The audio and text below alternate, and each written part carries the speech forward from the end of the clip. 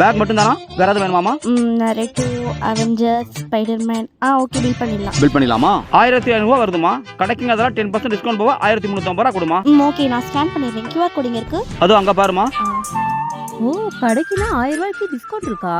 அப்ப நம்மளும் கடைக்கு தான் சொல்லி 1000 ரூபாய்க்கு பர்ச்சேஸ் பண்ணிடுவோம். வாங்க, என்ன வேணும்? நானும் கடைக்கு தான் பர்ச்சேஸ் பண்றேங்க சார். அப்படியா, என்னென்னமா வேணும்?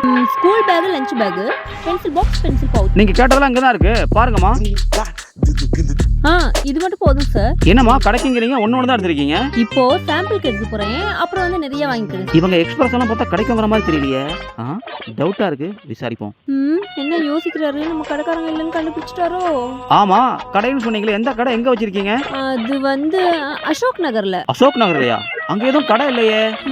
புது கடை இப்பதான் வைக்க போறோம். புது கடையா? அசோக் நகர்லயா? அங்க விசாகா அபார்ட்மெண்ட்ல ஒரே ஒரு கடை தான் இருக்கு, அங்க யாரும் வந்த மாதிரி தெரியலையே. அந்த கடை தான் புதுசா புக் பண்ணிருக்கோம். புக் பண்ணிட்டீங்களா? அட்வான்ஸ் கொடுத்துட்டீங்களா? 50,000 அட்வான்ஸ் சொன்னாங்க. 11 மணிக்கு கொடுத்துட்டு சாவி வாங்க வேண்டியதான். அப்படியா? 11 மணி ஆயிடுச்சு, அட்வான்ஸ் 50,000 கொடுங்க. என்ன சார் சொல்றீங்க? அந்த கடை ஓனர் நான் தான், 50,000 அட்வான்ஸ் எடுங்க. கடை ஓனரு நீங்க? மட்டிக்கு நாறு ஒருத்தரு